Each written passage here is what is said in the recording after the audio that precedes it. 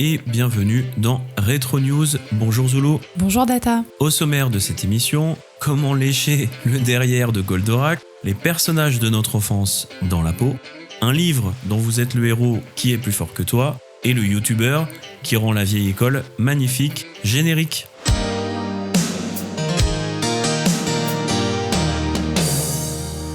Retro News, c'est le format ultra court de l'équipe de Retour vers ton enfance qui parle de rétro, mais d'aujourd'hui.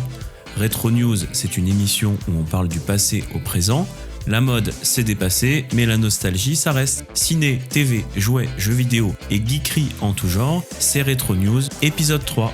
Cette émission n'étant pas sponsorisée par Displate, je vous rappelle également que nous sommes sur Tipeee, la plateforme de financement participatif fondée sur le principe du pourboire. Comme beaucoup de créateurs de contenu sur Internet, nous avons besoin de soutien. Allez, c'est parti. Alors aujourd'hui, je vous explique comment vous pouvez lécher le derrière de Goldorak. Rien Génial, que ça. Génial. Le 11 octobre dernier, effectivement, La Poste a mis en vente un bloc de timbres collector à l'effigie de Goldorak à l'occasion de la sortie de la BD et prochainement, comme vous le savez, du film. Donc c'est pas la première fois que La Poste surfe sur la tendance de la nostalgie. On en a déjà parlé. Ils ont sorti cette année un carnet de timbres qui reprenait notamment 10 objets emblématiques des années 80 et 90, Game Boy, Walkman, etc. Mais il faut dire qu'en matière de timbres à l'effigie de personnages célèbres, La Poste nous avait plus habitués à Napoléon ou au général de Gaulle qu'à des héros de la pop culture comme notre cher robot de l'espace. Donc c'est un bon coup de marketing pour La Poste qui se distingue plus par ses timbres cool que par sa fiabilité en termes de distribution de courrier ou de colis ces derniers temps. Ouais, c'est quand même La Poste, c'est quand même les leaders en termes d'avis de passage dans les boîtes aux lettres quand même. Faut quand même le rappeler. Sans sonnette. Oui, par contre, bien évidemment. Voilà. Bon. Donc voilà, si vous n'envoyez pas de courrier avec La Poste, en tout cas, vous pouvez collectionner les timbres et c'est déjà pas mal. Malheureusement, ils n'ont été distribués que dans 5 malheureux bureaux de poste en France. Donc c'était une quasi-exclue web. Voilà. Donc pour les fans de Goldorak, ne courez pas tout de suite vous faire arnaquer sur eBay par des revendeurs peu scrupuleux qui vont vous réclamer 30 € parce qu'ils pensent avoir flairé la bonne affaire de l'édition limitée. En cherchant bien sur le site de La Poste, vous pouvez toujours les commander.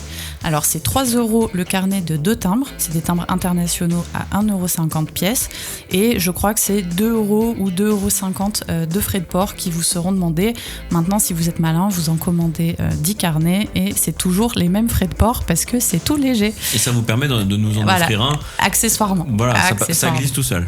Voilà, donc c'est vachement plus rentable et accessible pour un personnage dont le moindre objet dérivé finit, comme on le sait, par atteindre des sommes astronomiques. C'est à l'approche des fêtes de Noël, un petit goodies sympa qu'on peut s'auto-offrir ou offrir à ses potes. Voilà. Donc c'était le petit tips nostalgique collector, c'est pour nous, c'est cadeau. Deuxième rétro news du jour pour moi, quelques bons plans pour les amateurs de tatouages et de dessins animés au sens large. Alors j'ai repéré d'abord pour moi, il faut bien le dire, mais aussi un peu pour vous, des tatoueurs et leur compte Insta au top du talent niveau tatou de personnages qu'on adore. Donc voilà, c'est personnel, mais dans le style ultra réaliste, à mon sens, ce sont vraiment les Coréens qui ont la palme d'or.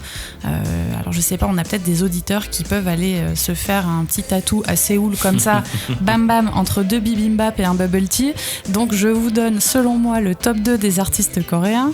Et pour ceux qui éventuellement ne vont pas en Corée régulièrement, 2 autres perles en Europe de l'Est, voire très très à l'Est, et aux États-Unis. Corée du Sud, hein, je préfère. Hein. Ah bah oui, parce que sinon t'y vas pas. Sinon c'est tatouage unique. C'est le seul, l'unique et le dernier surtout. Il n'y en aura pas d'autres. Bon, excuse-moi, vas-y. Il n'y a pas de souci. Donc c'est pas facile d'accéder forcément à ces super cracks du tatouage, mais quand on est fan et qu'on veut une belle pièce, il faut faire des concessions.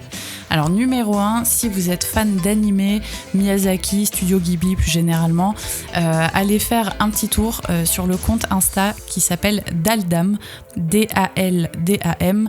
Vous allez prendre une grosse claque, tellement c'est beau, c'est précis, c'est poétique, c'est vraiment élever le tatouage au rang de très grand art.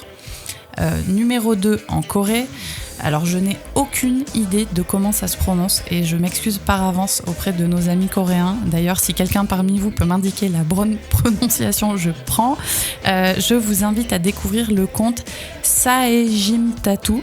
Alors on vous mettra les liens bien sûr dans le parce que si vous comptez sur ma prononciation pour trouver ça, c'est pas gagné.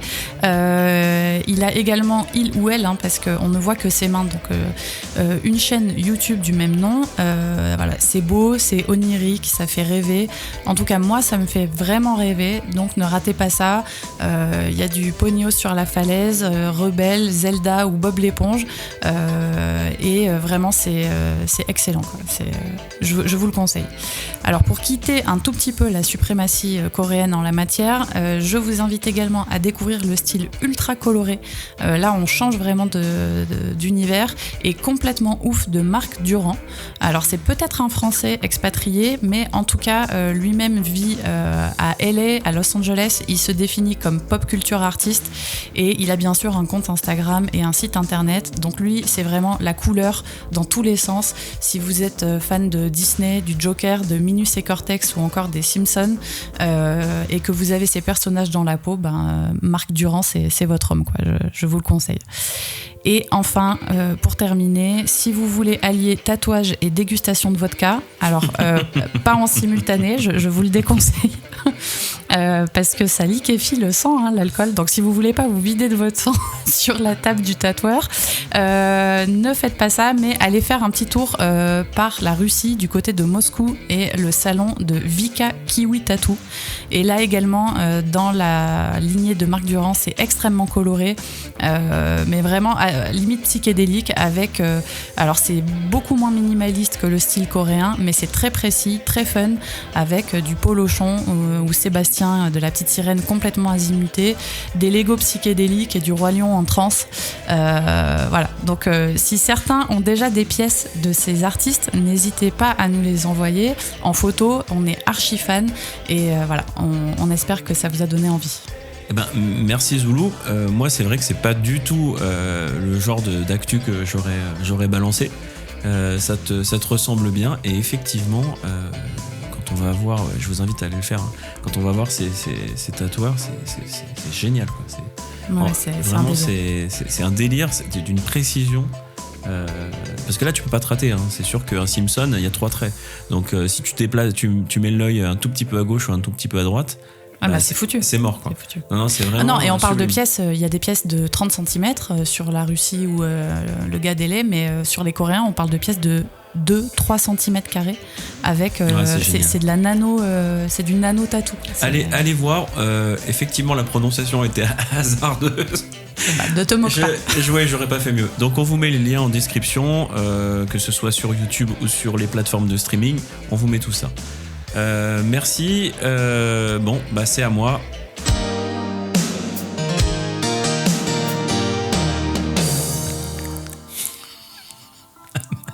Amateur. Désolé, je sais pas si vous avez entendu, mais Zoulou me fait du ASMR de film porno. Merci, vraiment super sympa. Laisse-moi faire ma chronique, s'il te plaît. Amateur de jeux vidéo et principalement de Mega Drive, accrochez-vous bien, ce message s'adresse à vous. Franchement, c'est pas sympa. Vous noterez que je l'ai laissé faire sa rubrique bien tranquillement. Moi, j'ai des bruits de paix dans tous les sens. J'ai Louis de Funès à côté de moi qui me fait des vieilles grimaces. Non, s'il te plaît, tu peux me laisser travailler, s'il te plaît, 5 minutes? Mais c'est zéro crédibilité, quoi. Merci. Ma biche. Bon, allez. Amateurs de jeux vidéo et principalement de Mega Drive, accrochez-vous bien. Vous n'avez plus à avoir honte, et non, de jouer à la console à 35 ou 40 ans passés. Jouer aux cartouches 16 bits devient enfin un truc d'intello, figure-toi. Et oui, vous pouvez désormais allier la lecture et la Mega Drive. En effet, tout en travaillant sur les évolutions du magnifique jeu Papy Commando, Alain Prudhomme, alias le célèbre VTA, a terminé en 2020 l'adaptation Mega Drive du livre dont vous êtes le héros, La Citadelle du Chaos, édité en 83 chez Folio. Alors pour rappel, La Citadelle du Chaos, c'est le deuxième livre-jeu de la collection des défis fantastiques, écrit par le tout aussi célèbre Steve Jackson. Tout comme le jeu d'origine, vous pouvez écrire l'aventure selon vos choix, page après page. Vous pouvez aussi créer votre propre personnage ou laisser le jeu s'en charger. Donc fini les dés, les crayons, les feuilles de papier, tout est intégré dans le jeu. Ce n'est pas dédié uniquement aux aficionados du genre, ou aux joueurs de Donjons et Dragons et autres cartes Magic. Ah mince. Ah oui, bah oui, on les a bien en tête ceux-là, et on les salue d'ailleurs. Non. En fait, le fait de numériser le jeu apporte un vrai plus. La musique et les actions offrent une ambiance parfaite sur la machine de Sega. Donc moi, j'étais sceptique au début, et c'est vrai que j'ai testé le jeu et j'étais assez bluffé par le niveau d'immersion du jeu. Voilà, j'étais pas convaincu au départ. La ROM du jeu en français s'il vous plaît est disponible en téléchargement gratuit sur itch.io. Nous vous mettons là aussi le lien en description. Il est également possible de faire une contribution pour soutenir le développeur. Nous vous le conseillons vivement parce que on va pas se mentir, c'est grâce à ce genre de projet que le rétro gaming a encore de nombreux jours devant lui. Donc allez sur la plateforme, essayez le jeu, soutenez le créateur, c'est important.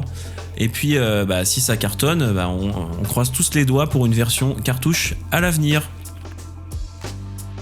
La transition est parfaite pour ma deuxième news du jour, car j'ai découvert ce jeu, donc la Citadelle du Chaos, sur une chaîne YouTube. C'est celle que je vais vous présenter aujourd'hui.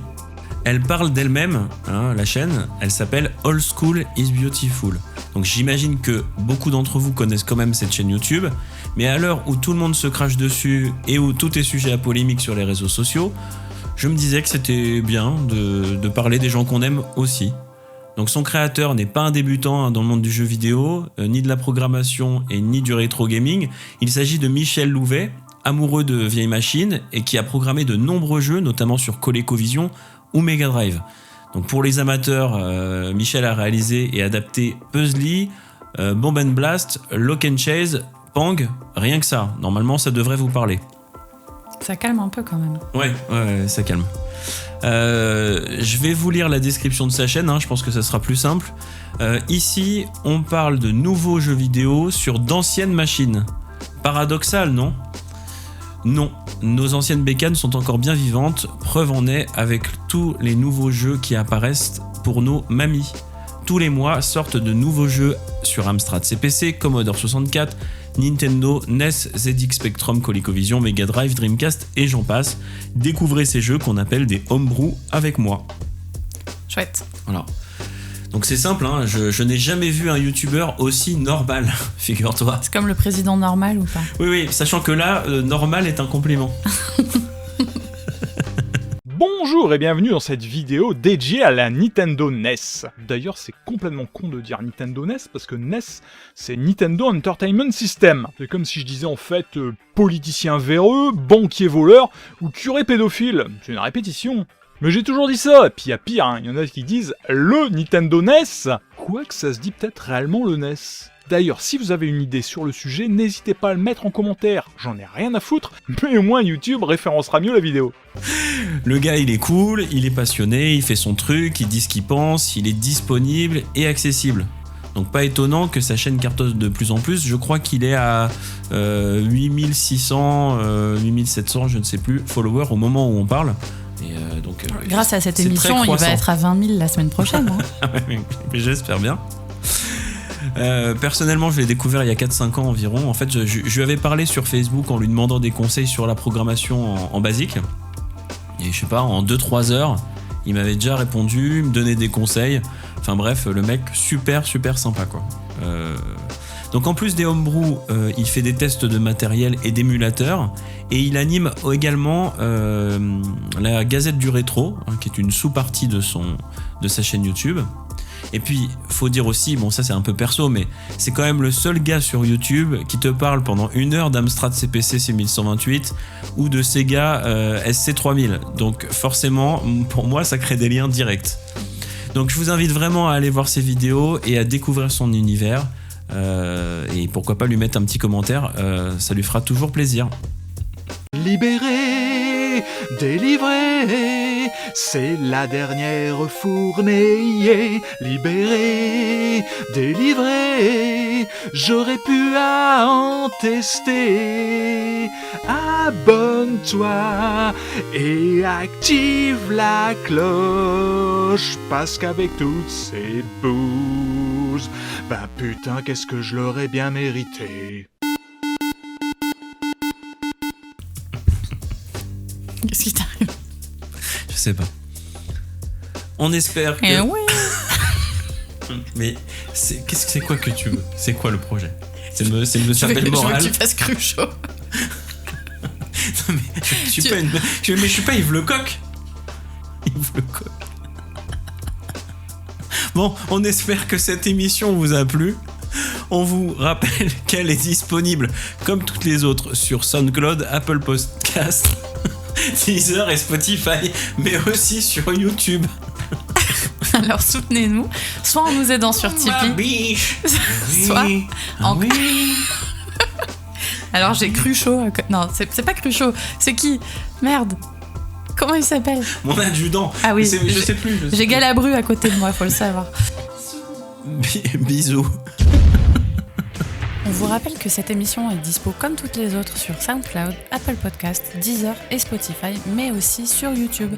Soutenez-nous soit en nous aidant sur Tipeee, soit encore plus simple en vous abonnant. On a vraiment besoin de vous pour exister. À bientôt. Bisous.